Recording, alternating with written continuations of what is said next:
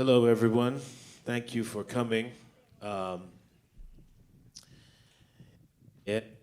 Very exciting. It's very exciting.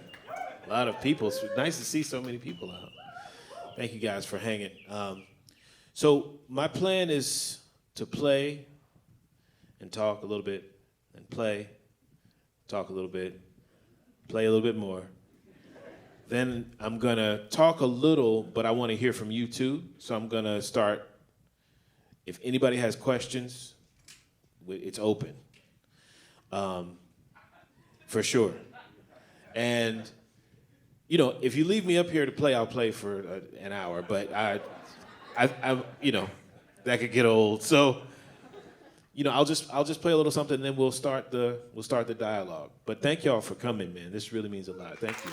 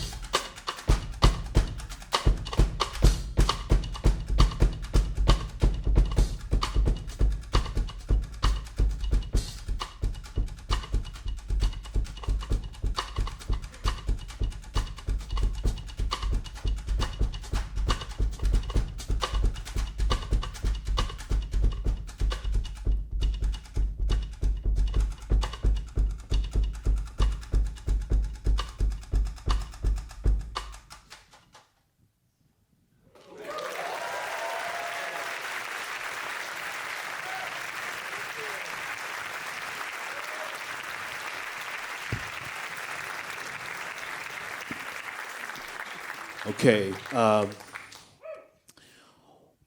So I grew up in a kind of small town in the USA called Chesapeake, Virginia. So Chesapeake is there's not much going on in Chesapeake. I was going to say Chesapeake is famous for, but it's not famous for anything. Uh, but I grew up in a house where my father had a really big record collection, and he loved music from the 70s. I was born in the 70s, and the music I grew up listening to my house was Herbie Hancock, Quincy Jones, Jazz Crusaders, Grover Washington, Bob James, David Sanborn. This is the stuff that was instrumental R&B before it became what's known as smooth jazz. You know, smooth jazz happened like in the 80s. But before that, it was just dope music that, it was just really good music that, you know, had a cool beat and some cool harmony and people felt good listening to. But it still had a little bit of musical sophistication built into it. So I grew up listening to that music and didn't really start playing the drum set, until I was about 10, 11 years old. I didn't grow up playing in a church regularly. I know that's, you know, you meet a black musician, the first thing you think is, do you play in the church? You play church, right? And the answer for me was yes and no. I did play in church, but that happened much later for me. I was a teenager when I started playing in church, you know. And I went to a church that was kind of quiet. I went to a church that was, the denomination was called African Methodist Episcopal Zion Church. That's a lot. That's a mouthful. So basically, it was like gospel music without drums. Basically, that our preacher didn't like to have drums every Sunday. The drums would come out on special occasions. So when I started playing the drums, it was actually from watching my older brother. My brother was in the band. He's 10 years older than me, and he had a little drum set. He set up his drum set, and I would watch him jam with his friends. And I'd think to myself, oh, man, I think I can get into that. And I would listen to what my dad was listening to on the records and try to piece it together, you know, at the drum kit. Mostly by ear, mostly, you know, self-taught, you know. So all of the stuff that's in my playing comes out of that kind of learning as you go. Like this last thing I played, you know, I didn't know what I was doing. I don't know what I'm doing a lot of the time. Hopefully it makes some kind of sense. But, you know, even when it doesn't, I try to find a way to, you know, get in and out of ideas kind of seamlessly, you know, and make all of the ideas matter in some kind of way, you know. And I don't think that space is wasted in music. I think space is very valuable in music. And I'm not a choppy drummer. You know, there's a lot of drummers who have a lot of chops. And I love watching them play because I think to myself, man, I don't have to do that because he can do it. I don't have to do that. I'll watch him do it or her because it's a lot of drummers out here killing, you know. So, but my approach has always been about where can I use space the most? Where can I use dynamics the most? And how do I develop rhythmic ideas in a way that's interesting, you know? So that's kind of where I'm coming from when I play. And a lot of it is influenced by the drummers who were on those records. So going back to the record collection, it goes back to Bob James, so Steve Gadd is on those records, you know? Weather Report, when I was listening to Weather Report, Omar Hakim was on those records, you know? Herbie Hancock, Harvey Mason Sr. is on those records, you know? So that's the stuff that I have pulled from. My relationship with straight ahead jazz began later. And that began with Art Blakey. That was the first drummer I discovered where I thought he was definitely a jazz drummer, but he was so funky. Like his backbeat was so big, and his sound was so big that I just really fell in love with that, and that took me down another rabbit hole, you know. So, okay, I'm gonna not talk anymore. I'm gonna play a little bit more.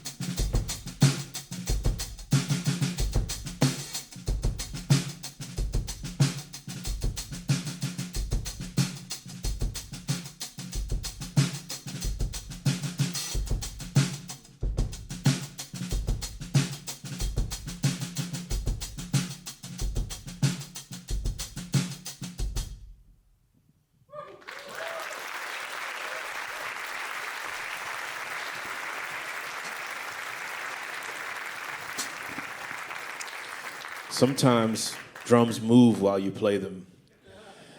This is a lesson I've been learning my whole career. Sometimes you think you've tightened every screw, you think you've tightened every, and the drums just start moving. They start moving. There's not much you can do about it when you're in the middle of the thing. You know, seriously, there's not much you can do.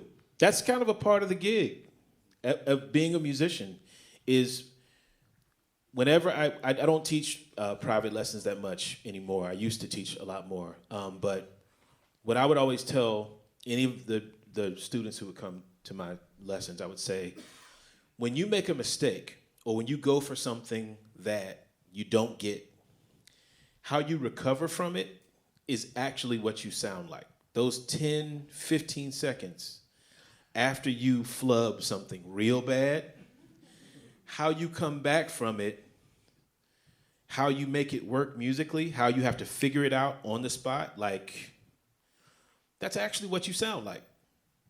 There's other components of what you sound like. Obviously, you shed, you practice, you have all your stuff together, you have things that you work on, things that you've worked out. But when the unexpected arises, how you react to that, that's actually your sound as a drummer or musician or person. That's how you know. So I try to put myself in situations where I have to react. I was joking yesterday at my gig. I told James Francis, basically I have 4 drum fills that I use, like in my whole life, in my whole career. I have like 4. Everything you hear me play is like a variation of like 4 drum fills. Seriously, like 4 or 5. Like I said, I'm not, So how do I use those 4 or 5 drum fills or things effectively in ways that still create some surprise for me and for you who were listening? We're all figuring out how it sounds together in the moment. I don't know how it's going to sound. I really don't. I'm going to play something now. I don't know. I'm going to start with an idea, and I'll go for it, but I don't know how it's going to sound. I don't know.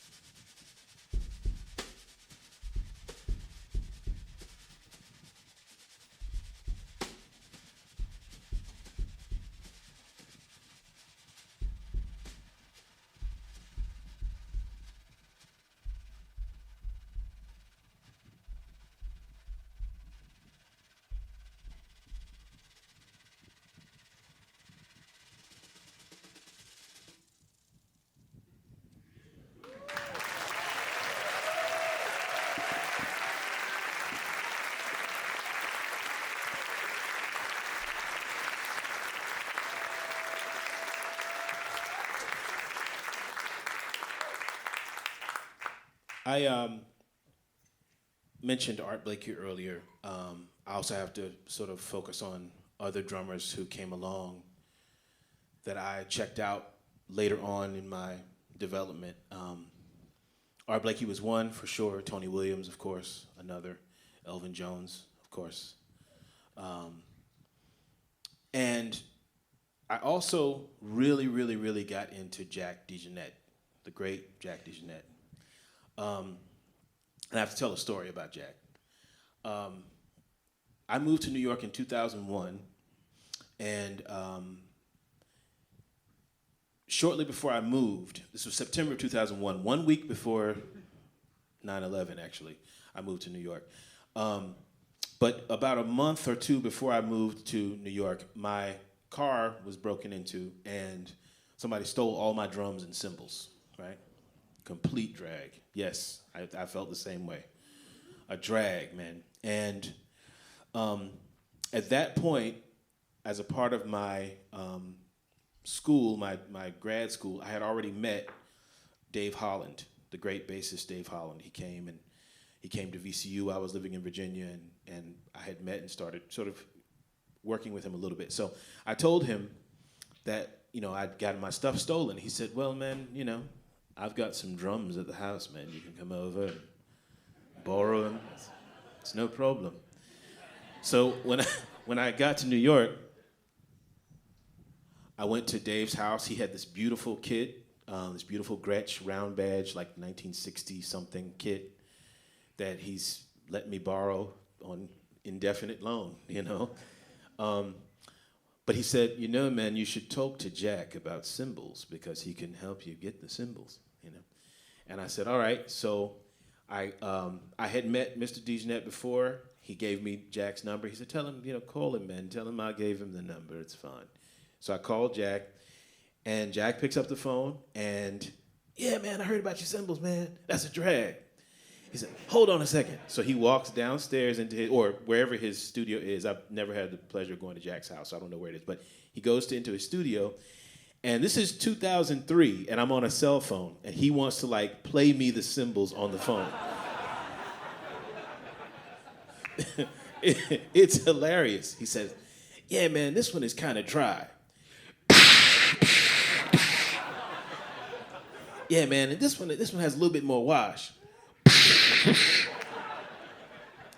So he plays me the cymbals, and I say, yeah, man, that one, And so 2 weeks later, I get home, and there's a package at my apartment. And it's a stack of freshly minted cymbals in this box. And I call Jack immediately, and I thank him. I mean, what a generous act, And the next time I saw him, I think it was maybe a year or so later, I walked to him. I said, Mr. DeJohnette, thank you so much. I received the cymbals. He said, yeah, man, you owe me $15 for shipping.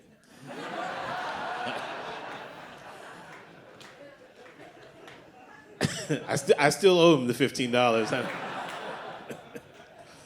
But, when somebody does something nice to you, for you like that, you never forget it, And that is something I'll carry with me, and I'll tell that story to as many people who listen, because Jack DeJohnette did a really nice thing for me, and there was nothing in it for him to just do it. He just did it. The same with Dave Holland, and the same with I've been very lucky to meet musicians who are very generous with their time and their advice in some cases and their expertise. So I don't know, something about this environment. I just wanted to tell that story and share that about Jack. And it's not just Jack. I can think of a number of other musicians, and we'll be here all night if I do, but if I recount all of the musicians who've been generous with me, we'd be here all night. But I just wanted to single Jack out because I think that's a really, really great story. So one time for Jack DeJohnette.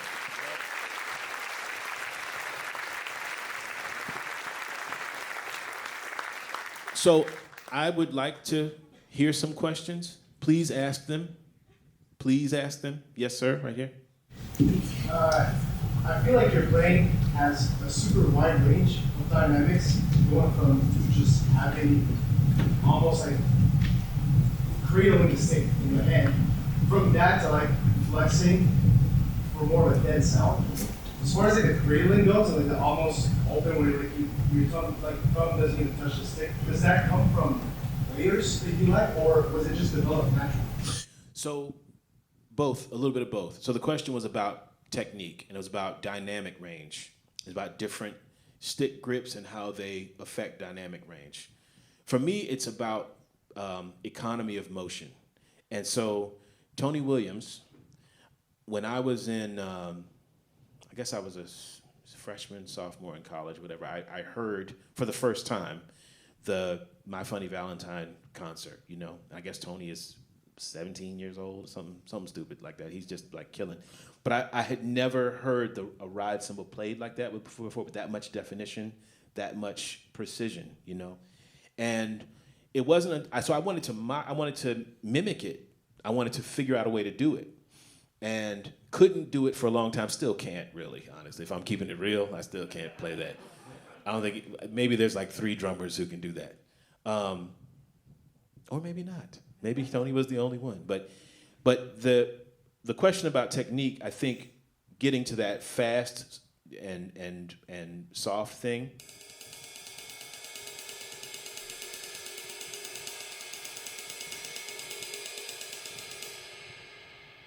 The technique is here. There's a little bit of this motion here that I'm using, right? The fingers are doing the work. As I get a little bit louder,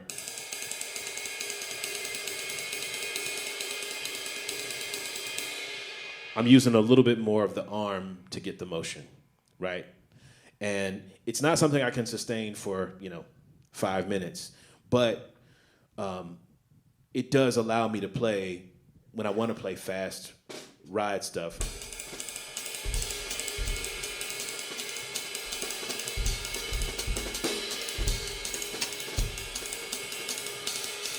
The technique is always just about keeping it the economy of motion. Like, I don't want to use too much energy to get what I'm doing, and I want to let the rebound do some of the work too. Like let the physics work when I'm playing. So that came from Tony, but also, if I'm playing in a different context, if I'm playing like a soft 16th note,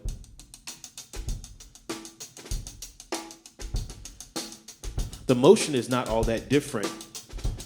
But I'm thinking about like Bernard Purdie, or I'm thinking about Idris Muhammad, or I'm thinking about, because that's the sound I'm trying to get to, And I haven't seen a lot of videos of those guys playing. Well, Bernard Purdie, of course, but not a lot of video of Idris, like close up seeing his hands. But I'm just trying to get to the sound, that consistency of sound.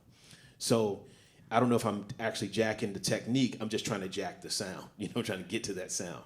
Everything I do, I'm jacking from another drummer. Like, I'm taking from somebody else, So it's just a hybrid model. Thank you for that.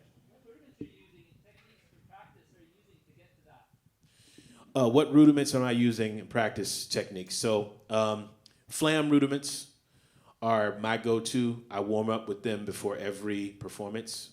Usually flam accents.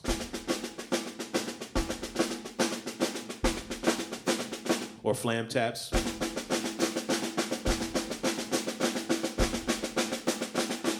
Right? Those are the rudiments I'm using. Like flam accents, the thing about flam accents that I like, flams in general, is that it trains your hand to go from soft to loud, like really quickly.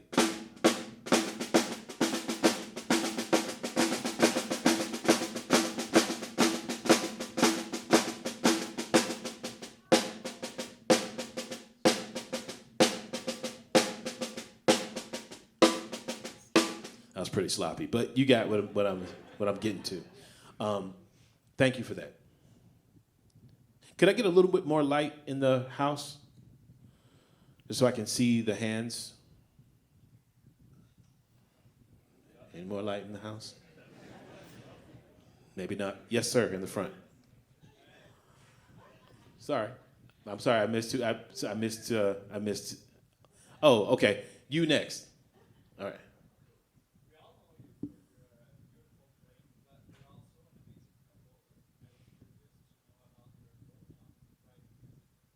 Thank you. Question is about composing and writing music. I play enough piano to get ideas out, so most of my composition begins at the piano, unless I have a very specific drum idea, a very specific cadence, in my mind. I'll just kind of sing that into a voice memo or something. But it always starts with a voice memo and a piano. The voice memo and the piano. I have hundreds of terrible ideas. Really bad. But then there's like a couple of good ones. And then and they date back as far as like 10 years. There might be an idea from 10 years ago that I listened to and I'm like, oh wait, this is actually not terrible. It's not as bad as I thought it was. Maybe I wasn't ready for the idea. Maybe I wasn't ready for it. So patience is a big part of it too. But if you write something, and I do try to write regularly, like, it's kind of hard to do on the road sometimes. But when I'm at home, I try to get into a daily practice of writing. Even if it's like just sitting at the piano for a minute or 2 minutes and you play some chords, even if it's the same 4 chords, different keys, just play them.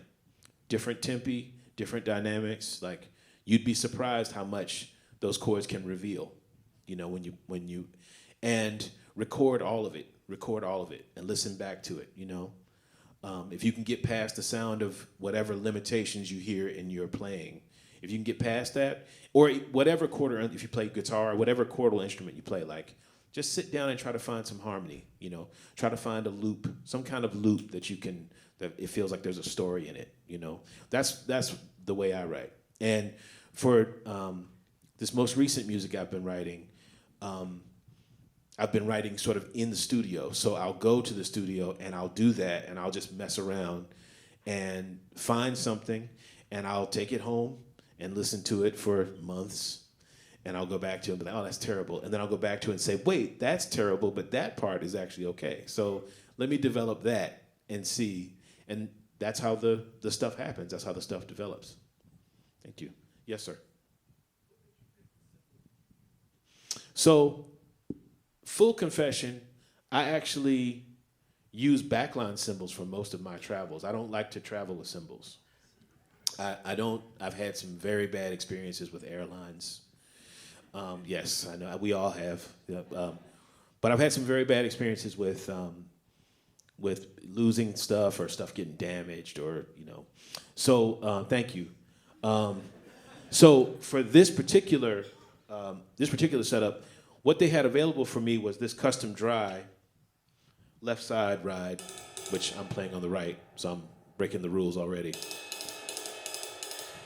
I tried this out yesterday, and it actually worked yesterday because there's so much ambience and the stuff that James Francis was playing at the gig last night. I wanted the cymbal to kind of get out of the way of that, but I did want to have something that was a little bit washier to complement it, so they got this one for me. This is a 22-inch K-Con. So they kind of work. This is a wet one. This is a dry one, right? And they kind of work together. They stay out of each other's way, And I don't know why I'm obsessed with 15-inch hi-hats, but it's just me trying to be Steve Jordan, I'm going to spend most of my career trying to play like Steve Jordan. But that's sort of an overview of this particular setup. But when I do travel, I try to get something close to a 22-inch K-Con. If it's a bounce or an overhammer, those are cool because they give me the blend of wash and attack, That's kind of what I'm thinking. And it works in a lot of different contexts. For me, whether I'm playing with upright bass or electric bass, I can still hear the definition of the cymbals.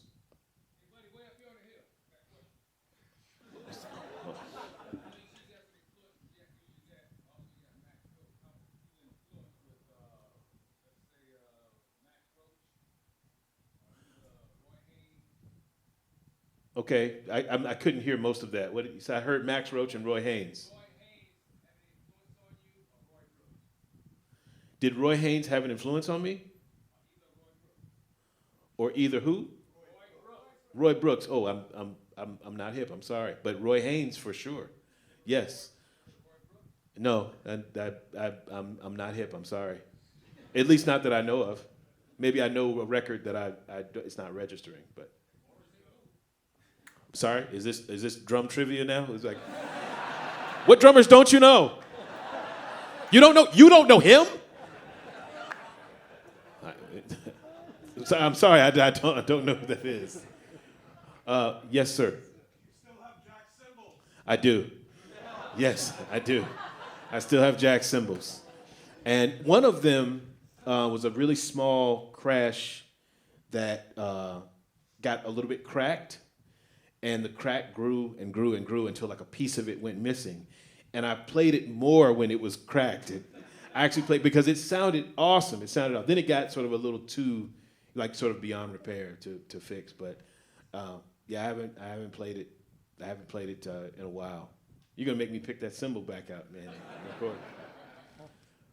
I think I see a hand back there.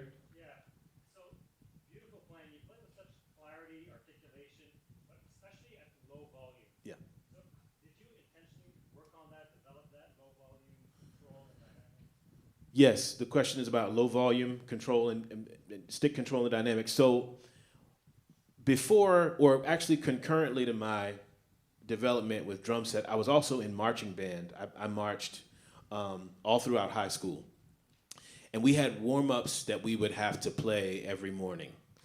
And we would play them, as teenagers playing on the field, you play as loud as you can, But I started to take some of those warm-ups, those very, very simple warm-ups, and I started to shed them at really fast tempi and really soft dynamics. So there was an exercise we had that was called the sprinkler. It was like 8 on each hand and then a bar of 16th notes. So it went like this.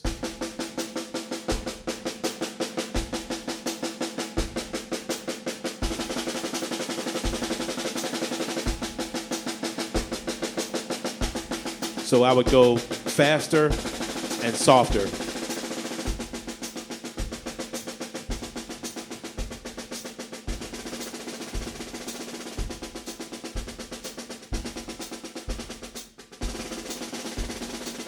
Woo! That's humbling. That is a humbling exercise. And my left hand was like, nope. 300 people in the room. Nope. We're not going to work today. But shedding that exercise, starting really, really loud and slow.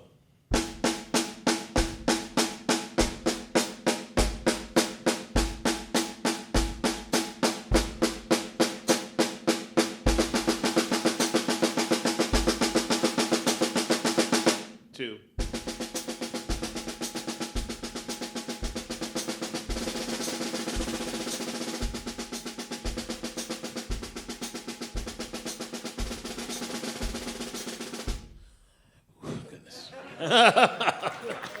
Wow. Yeah, man. It'll put you in your place real quick. But yeah, that's what I use to shed dynamics. Yes, sir. Yeah.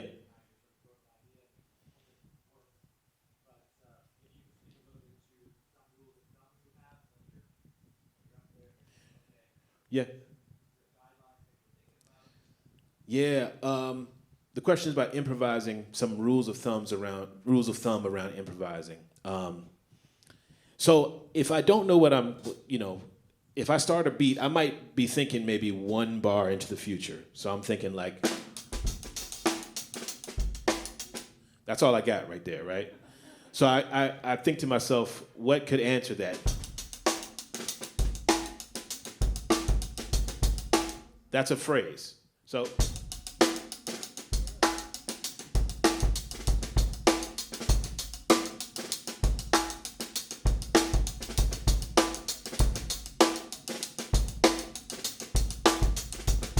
Let it settle for a little while.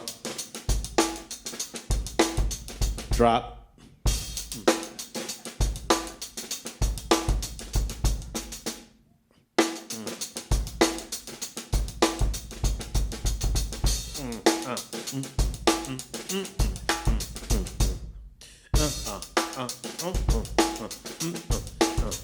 This dialogue is going on in my head the whole time.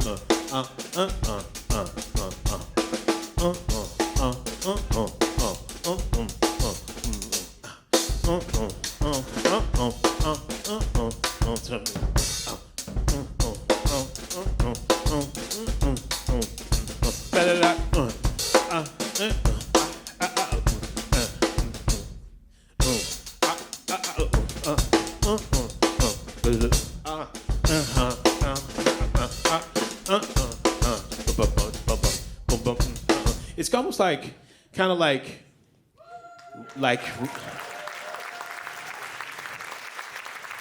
what would a rapper do? Like, what would Busta Rhymes do with that? Or like, what would Mos Def or somebody, Yasin Bey, do with that? You know, I'm kind of thinking like, how do I break it up and keep the story interesting? You know, and surprise myself too. You know, like. And I'm also thinking about what if it just doesn't resolve? What if we play the beat?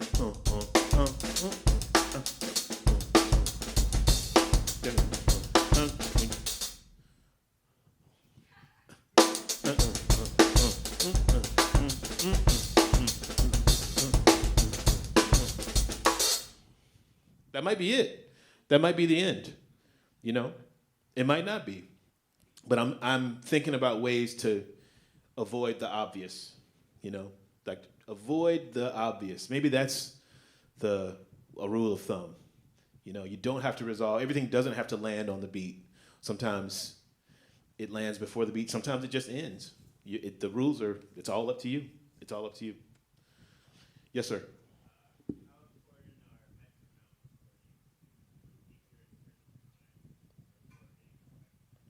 How important are metronomes to keep internal time shedding with a metronome? So it is important to shed with a metronome because playing on a grid is how we play music. It's how we record music in a lot of cases, you know? Sometimes we don't use a grid. Sometimes we don't. I did a record session 2 weeks ago that was, we only used the click track on one song. Everything else was off the grid. And we did multiple takes and they were able to use different parts of different takes because the pocket was locked, you know. My personal advice is if you're practicing time and you're practicing playing to a grid, if you can, program something musical to practice to, whether it's a percussion loop or a bass line or a synth loop or something musical as opposed to just playing to a click, because the goal for me always is to play with people. So if I don't have people with me, I want to replicate people, you know? So I want to hear another instrument and play along with another instrument. I just finished, last year I did a tour with the great singer Brittany Howard. Shout out to Brittany Howard, man. That's the homie. She's amazing. And this was the first time she had ever used, because she had a lot of production on the album that she wanted to incorporate in the show. So she used the click track, she used the grid, and had a lot of tracks on Ableton and all that stuff. And it was the first time that a lot of those musicians had played with a click track, you know? It's very common for a lot of us. We see people shedding on Instagram, people shedding on their socials, you know, but you know, a lot of those musicians had never done that. So I had to kind of come to the conclusion and kind of share this with the band, like when you're playing to a click as a band, the click is a part of the band. Like the click is a player in the band. So you have to play with it, you know? A lot of the musicians would turn the click down and turn me up, you know? And that's cool, but, you know, there were moments when I would be out. You know, I would lay out and we'd all have to come back in together, you know? So obviously there are practical applications to practicing with a click track, you know? But if you can, I always say practice of something musical. Just set up a hand clap loop and practice along to that. Set up a tambourine and practice along to that, you know. Yes, sir.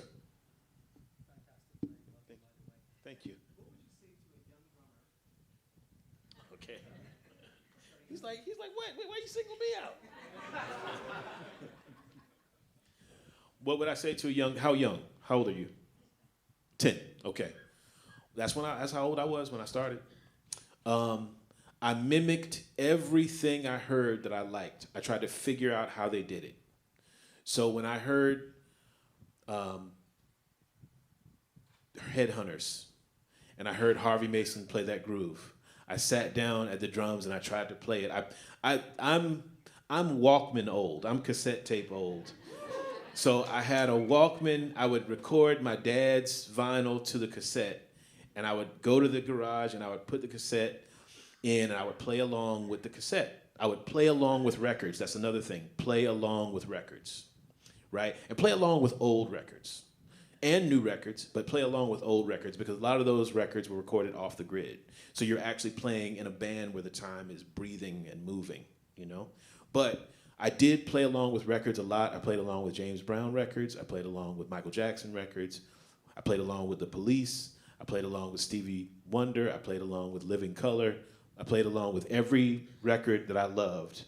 And it was funny was I could always tell when the batteries were going down because the tempo would start slowing down and shit. You know? So you won't have that problem. So, you know, you can just play along with everything you like and imitate every drummer you like, you know, because that's going to be the way you learn. I wanted to imitate what Stuart Copeland was doing. I didn't realize that Stuart Copeland had like a delay on some of the stuff and he had effects on it. So I wanted to cover the parts that he was playing. So I tried to figure out a way to play all the stuff I heard on the record. So, you know, I couldn't replicate it exactly, but I got close because I had to fill in the gaps with my own imagination, you know? So you'll do that too. You'll try to get to close to what your favorite drummer's doing, and then you can't fill in those gaps and you have to just make up something. That stuff that you make up is what you sound like. That's gonna be what you end up sounding like. Those little tiny moments of your imagination, you know? And the last thing is always have fun. You should be having fun. Even when it's hard, you should be having fun. If it gets to a point where you start to think, oh, I wanna throw this thing, you know, and I'm not saying you shouldn't push through challenge because you should. If something is challenging, you should learn to do it. But there should be at the center of it, like, it shouldn't start to feel like a job or something that you resent. I know a lot of musicians who really resent playing music, and that's unfortunate, you know? That's what, I'll stop there. But that's what I would say, yes. Oh, okay, yes. Yes. Yeah.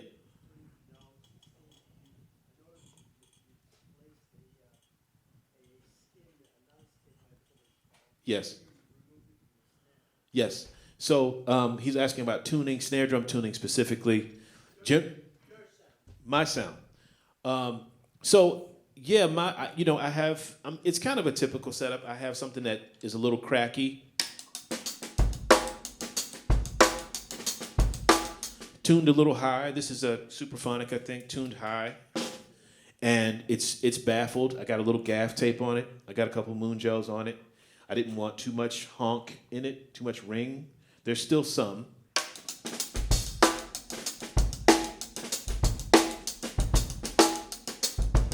Right? Just to get to that sound, that high-pitched sound.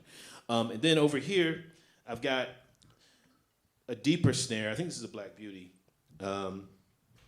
I think it's a 6.5, a little deeper, and I've got a big fat snare drum skin on it.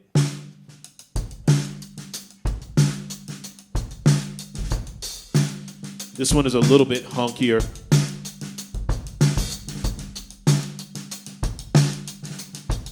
Usually playing right in the center of the skin so I can get a lot of the note out of the drum.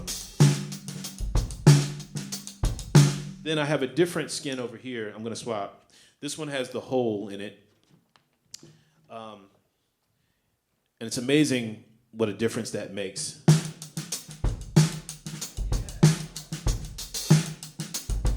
Kind of controls the honk a little bit, but it still gives me the center of the drum, you know?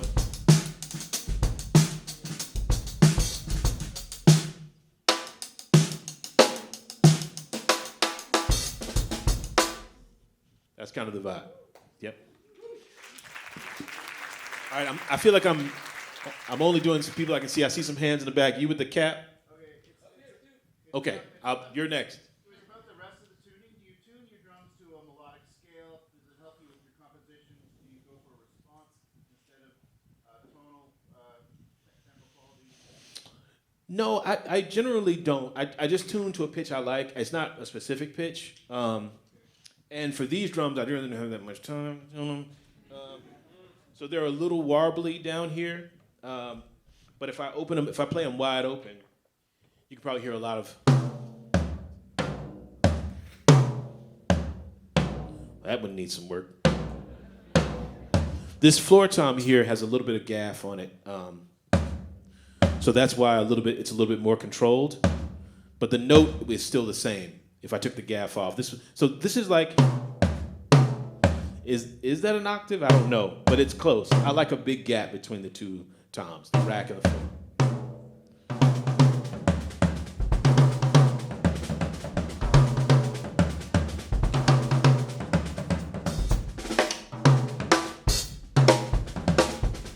That's kind of the vibe. I would probably maybe put a little something on the skin to keep a little bit of that warble, that overtone warble at bay. But I kind of like the way it sounds open too. I'm getting to a point now where, you know, I because I come out of the 1970s, the drums are like kind of dead and, you know, tuned low and everything is kind of thuddy, you know. But I'm starting to get to a place now where I'm playing a little bit more stuff that's a little bit more open, a little bit more like wide, just to hear what the drums sound like, you know. I used to hear stories about the great drummer Paul Motion, great free jazz drummer that, you know, if you don't know who Paul Motion is, look him up, an amazing musician. But friends of mine who played with Paul would say Paul would show up to the venue and it didn't matter where the drums were, didn't matter what position they were in, he wouldn't touch them, he wouldn't tune them. And he would just play them wherever, even if he couldn't reach them, he would play them wherever they were. He wouldn't tune them. And miraculously, he always sounded like himself. He always sounded the same. You know, I mean, the instrument was different, but the intention was always the same, you know. So you know, that kind of like focus and clarity of, you know, that's kind of where I'm starting to open up and get to now, you know, in my playing. But for now, I do like the drums to the overtones to kind of get out of the way a little bit, you know, in the situations I'm in. Who was next over here? Yeah. Yes. Okay. All right. Who? Okay. You're next. Yes. Yeah.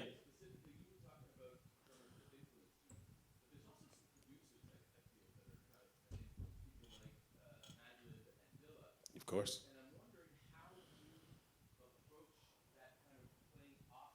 Mm-hmm. Yeah. You know, the question is about Dilla and Dilla time, and I don't know if you've read the book yet, Dilla Time by Dan Charnas. It's a comprehensive biography of Dilla. It's an amazing book. Do yourself a favor and get it, even if you have to get the audio book. It's a big one. It's a summer read. But you know, yeah, Dilla changed everything because he figured out a way to program the drum kit and find this in-between ground between straight and swung, you know? I'm not sure if I'm consciously thinking about that. I'm just trying to turn the dial until it feels right. So before I started really approaching playing Dilla on the drum set, I was actually producing R&B. And I had an MPC 2000. I was making my tracks, and I discovered the swing function. It's dangerous. I discovered the swing function, and you go from straight to like 10%. Then here's 20%. Then here's 50%. Then if you go all the way to the 100%, it's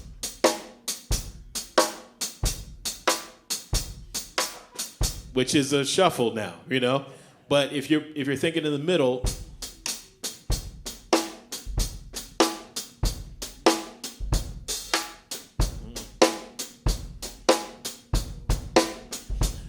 Then there's the shift function behind the beat.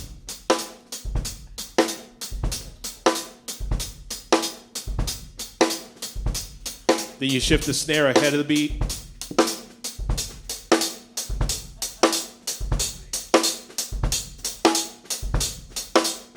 Then back to straight.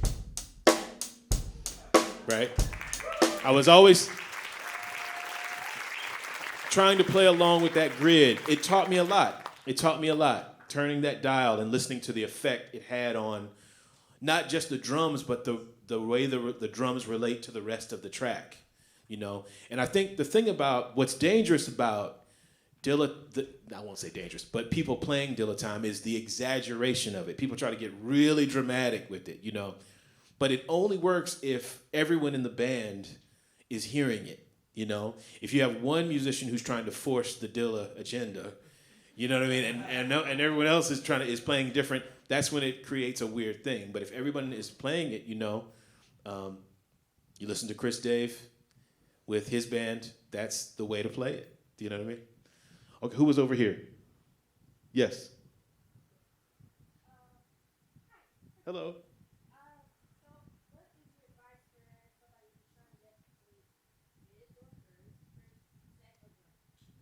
Okay, help me out. What did she say? I couldn't hear you. First set of drums. Okay. That's a very good question. I always say buy old drums. I'm an old drum kind of guy, right? I like old drums, you know? And if you can find, you know, sometimes old drums can be expensive, you know, so be wary of your budget too. But I just feel like drums, okay, I'm not gonna get in trouble saying what I'm gonna say, but I like old drums. I'll just say that, okay? So if you can find like a kit from maybe like the 70s, late 60s, it's a timeless sound. It's been played and sampled and repurposed, and every studio I go to has 8 different vintage drum kits. Man, we got a 60s Slingerland. It's killing. You want to play this one.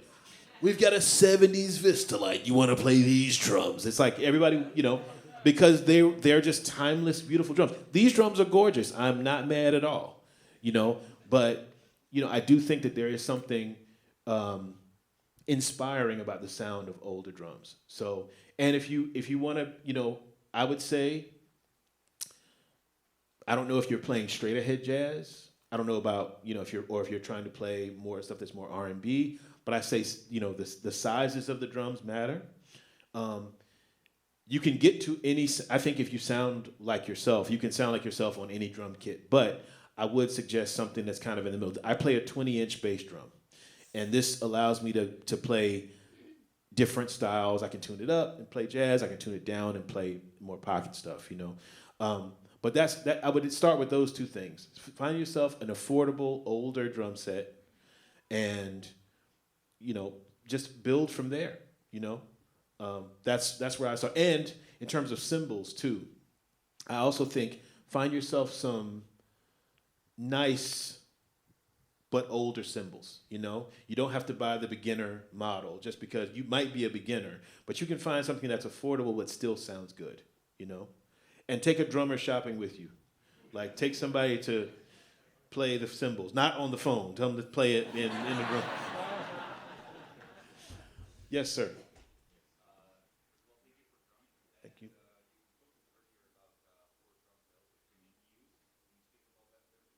Okay. Yeah. You know, what's funny? I'm not even sure what they are. I'm not even sure what the 4 drum fills are. I just know when I play, he asked me what my 4 drum fills are, or to talk about the 4 drum fills.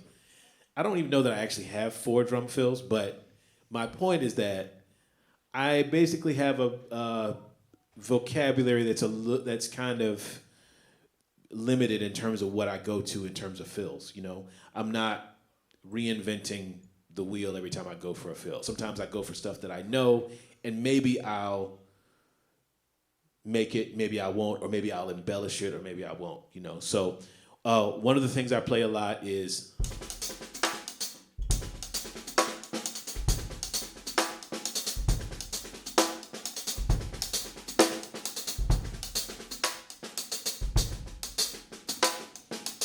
the hi-hat pedal.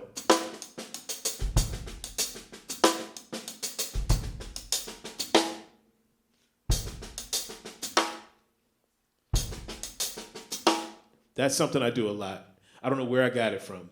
I think I don't know where, maybe Brian Blade or somebody I stole it from, but.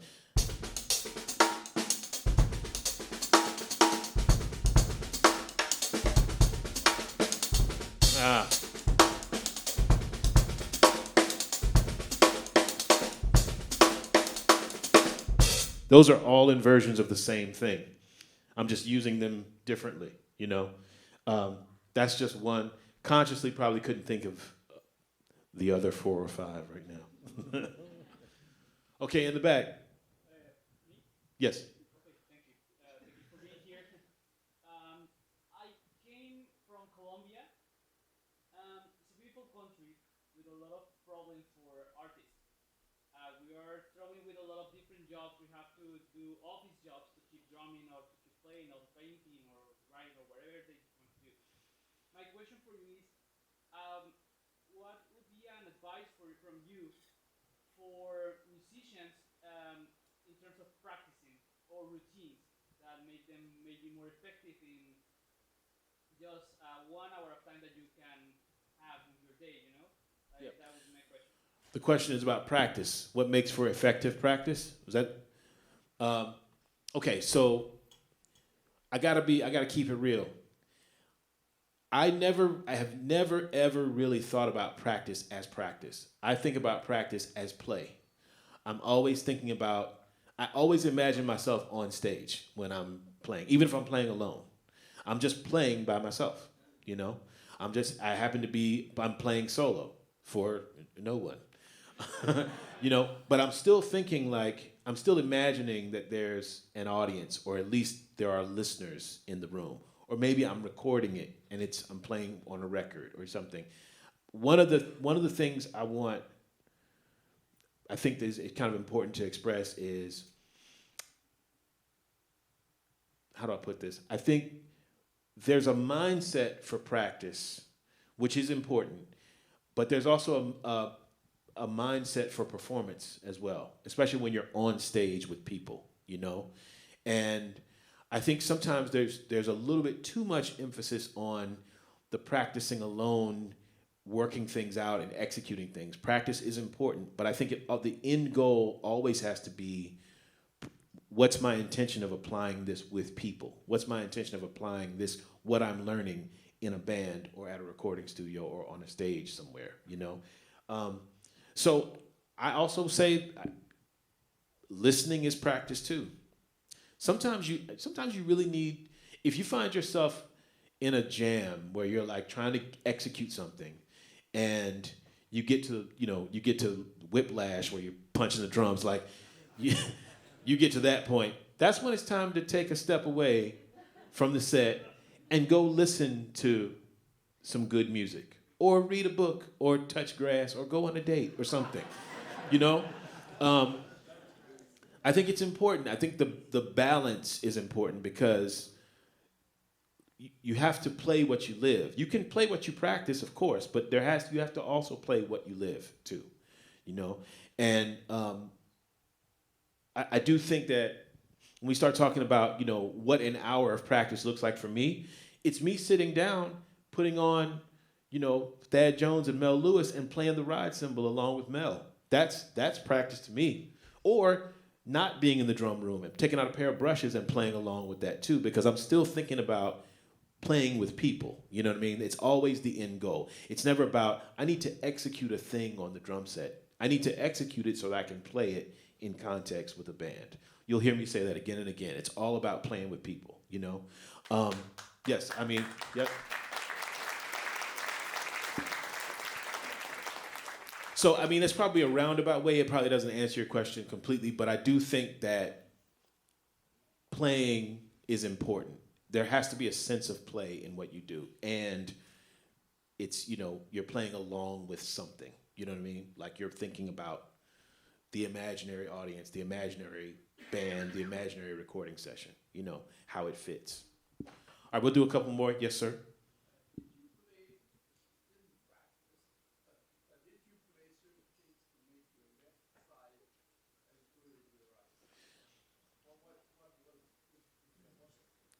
I got to point back. The question was about how to make the left hand as strong as the right. Did I practice certain things? I have to go back to my time with marching band. I have to go back to it. The stick control that I learned in marching band, that's the foundation of whatever articulation you hear me playing in the left hand. That's sort of the foundation of it, is like that ability to just play consistently. Just playing an eighth note consistently. And also thinking of it in the context of playing with a drum line too. Like that's gonna help so much. Playing that and also shedding, going from loud to soft.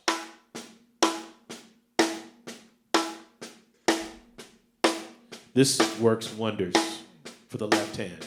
Getting that consistent sound.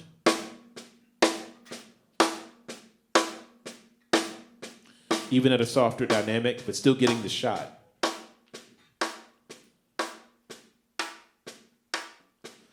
That has helped me a lot. Just shedding really, really slow. Shedding really, really slow has helped with the left hand improvement, and I'm still working on it. My left hand still, it's my weaker hand, so I'm still working on how to make it speak as cleanly as I execute the right hand. Yes. Okay, yes, sir. This is either going to be really good or really bad. I don't know. I want to hear more about how you approach meaning when you, as a person, are playing the instrument. Like, is it spiritual? Is it mystical? How do you approach something how do you get inspired to play? I don't know. Is that the same thing? Okay, yeah. I mean, the question, I don't know if you guys heard it, the question is, how do you get inspired to play? Is it coming from a spiritual place or a mystical place? Or what's the inspiration maybe? Or what is the meaning, getting to the meaning and the feeling? Okay, so I will say this. When I'm really, really deep in it, whether I'm playing with a band or whether I'm playing solo like this, staying present is a practice. And it's a practice that is constant. Staying present. I don't know if it's a spiritual practice, a mental practice, a psychological, I don't know. But there's something to be said about trying to stay in the present moment while you're playing and not time travel to the next 8 bars or the bridge or the end of the solo or the flight tomorrow, or packing the suitcase in the hotel room, or whatever. Staying present in music, I think it's really the only way to stay inspired. There are times when I play and I have to consciously tell myself to stay here, stay in what I'm doing, right? And sometimes I have to actively focus on one thing. I have to actively look at the cymbal and marvel at the cymbal. And I'll think to myself, man, somebody made this. Yes, there's a factory somewhere, but there's an artisan who designed this. We take stuff we take it for granted. Oh, it's just drums I want to play because I want to execute the thing I want to execute. It's like, no, actually, this is way bigger than just executing something, And that kind of applies, that kind of thinking, I mean, this might get a little weird, but that kind of thinking, I don't know if it's a spiritual practice, but it feels like a spiritual practice, It feels like really, truly staying grounded in the present tense. That's when I sound my best. I know it, because I'm not comparing it to anything else. The reason I sound the best in that moment is because I'm not comparing myself to another drummer or another version of myself. I'm right there in the music, right? So if there is a practice, any kind of mental or spiritual practice, it's that. It's just staying right here. Stay right here, Your mind can wander. Our minds wander. We fear the worst. My friend Scott Colley is a great bassist. I don't know if you guys know Scott. Scott's amazing. Scott's mantra when it comes to air travel was, expect the worst, accept the worst, demand the worst. all humor aside, it's like sometimes we get in that place where we expect the worst when we're playing, you know? But I really try to avoid that. And it is a constant dialogue. It's a constant internal dialogue. What about the next 8 bar? What about, oh, that thing you went for? Oh, you missed it, man. That thing you were going, oh, man, you were trying. Nope. I'm right here. Okay. That didn't work. Fine. We're going to recover. It actually sounded better than what I thought it would sound like. You know? I hope that answers to some degree. Well, okay. They're telling me I'm getting it. Oh, boy. Oh, boy. Yes, ma'am. Yes.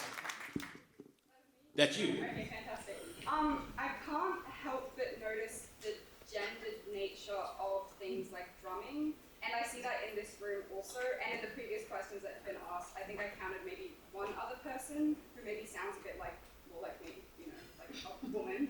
And so I guess my question is, what is your perspective on the gendered nature of drumming? What advice would you give to someone who is not a man, who wants to crack into that, and when it is a very male-dominated instrument? And also, if you don't have access to a drum kit, what advice would you give to somebody who wants to play but just maybe doesn't have the resources, like household objects, for example, to practice with anything, essentially? Okay. That's a... All right. Yeah, so the first part of your question is a much bigger question about systems and history. And the only thing I can offer as a man now is that being born when I was born, in the place I was born, there's a lot of blind spots that I have around gender parity in music, gender equality in music. One of my favorite drummers and good friend, Terry Lynn Carrington's great drummer. She has an institute at Berkeley called the Jazz and Gender Justice Institute. If you don't know who Terry Lynn is, look her up. She was the first woman to win a jazz instrumental Grammy. Terry's a trailblazer. She's fantastic. And her perspective is so interesting because she was a prodigy. You know, she was playing at a very young age with much older musicians. And she learned a lot from them and also had to sort of unlearn a lot from them too. So, yeah, you know, I know that there's a lot of ground still to be covered. There are a lot of fantastic musicians who aren't men. And as I get older, I learn much more about them, not just contemporary ones, but historical ones who were overlooked for many reasons, but maybe one reason, you know? So it's something that we continue to learn from in all ways. And we listen. I think one of the most important things as we can do as musicians on and off stage is listen.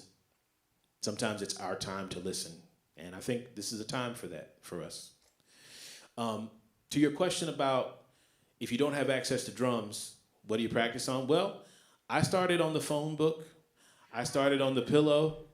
I started on, my mom would not let me near the pots and pans, so that didn't work out so well.